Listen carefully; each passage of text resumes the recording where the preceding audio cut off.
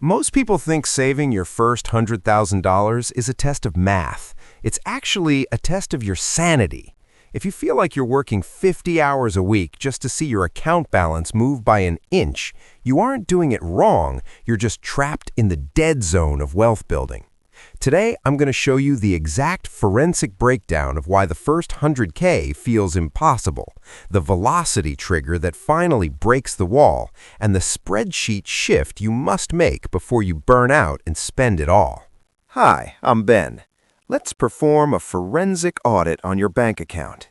You've been disciplined, you've skipped the vacations, you've driven the 10-year-old Toyota, and yet, after 3 years of grinding, you look at your balance and see $42,000. In your head, you're thinking, at this rate, it'll take me 20 years just to hit $250,000. Is this even worth it? Here is the cold, hard math that the get-rich-quick gurus won't tell you. The first $100,000 is a brutal uphill crawl because your money isn't helping you yet. When you have $10,000, an amazing 10% return is only $1,000. That doesn't even cover a transmission repair. You are doing 99% of the heavy lifting. But there is a specific moment, a velocity trigger, where the friction of life starts to decrease. It's the moment your capital begins to act like a secondary employee working a 24/7 shift for free. Most people quit at the 50K mark because they're exhausted from the effort, not realizing they are only inches away from the point where the math finally flips in their favor. The $0 to $30,000 range is what I call the dead zone. It's where inflation and taxes are more powerful than your interest. If you make $60,000 a year and save $10,000, but inflation is at 4%, you aren't actually getting ahead by 10K. You're barely maintaining your purchasing power. This is why it feels like you're running on a treadmill. The lie we are told is that saving is enough. It isn't. In the dead zone, your only weapon is your shovel, your ability to earn. When you hit $50,000, something dangerous happens to your brain. It's called decision fatigue. You've been saying no to yourself for 2, maybe 3 years. You see your peers driving new SUVs or posting from Amalfi, and you look at your $50,000 and think, I have a cushion now. I can afford a little treat. This is the survival instinct trap. Your brain perceives the effort of saving as a period of famine, and now that you see a surplus in the account, it wants to feast. This is the exact moment 90% of the middle class fails. They buy the $40,000 truck because they have $50,000 in the bank. They think, I still have $10,000 left. I'm fine. Forensically, they just committed financial suicide. They didn't just spend $40,000, they spent the velocity of that money. At $50,000, your money is just starting to get its legs. By spending it now, you are resetting the freedom clock back to 0. You've just signed up for another 5 years of the 9-to-5 grind because you couldn't handle the psychological pressure of the dead zone. Let's talk about the math of the shovel. Between $0 and $100,000, your investment returns are irrelevant. Write this down. Your savings rate is the engine. The market is just the oil. If you spend 10 hours a week researching the perfect stock to get a 12% return instead of an 8% return on your $20,000 portfolio, you've earned an extra $800 for the year.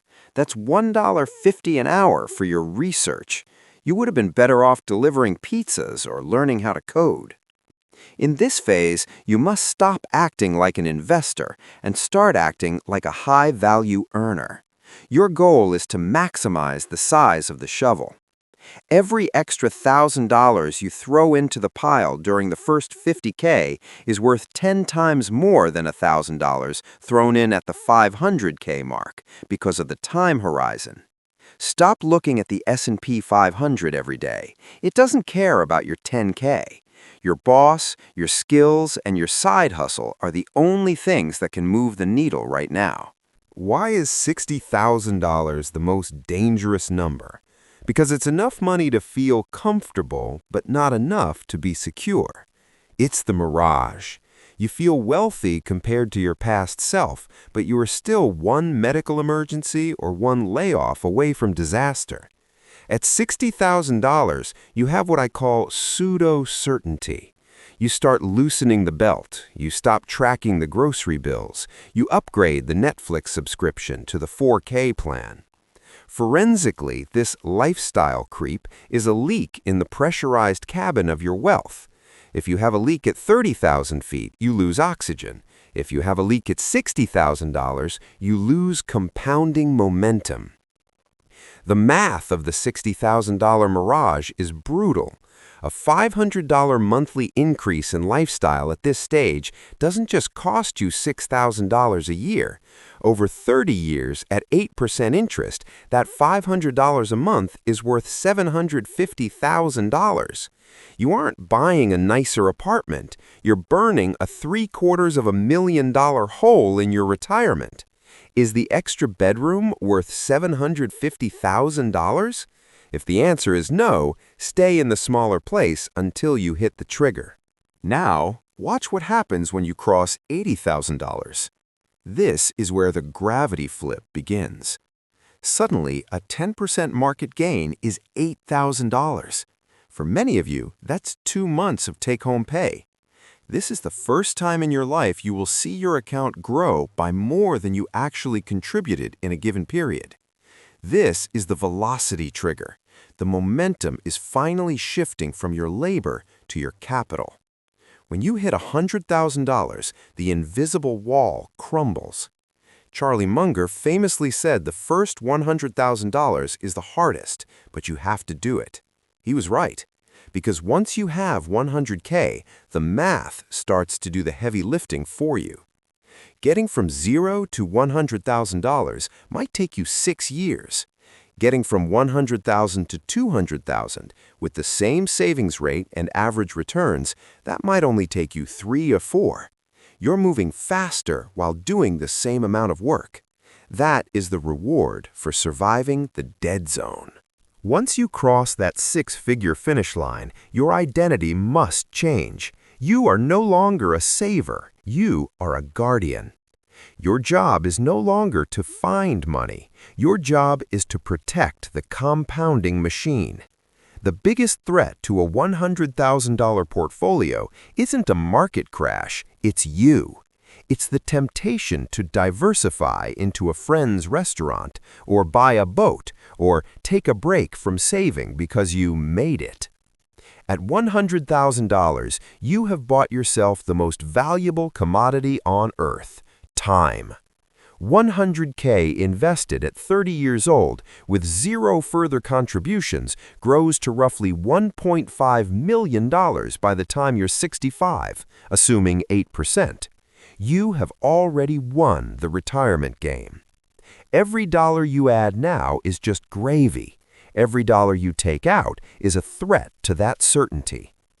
If you reached $100K and don't feel rich, good. That means your internal wealth thermostat is set correctly. Don't turn it up yet.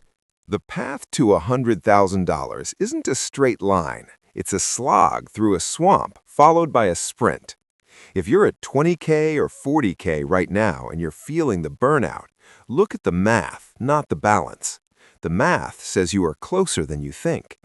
The invisible wall is designed to stop the people who don't want it enough. Don't be one of them.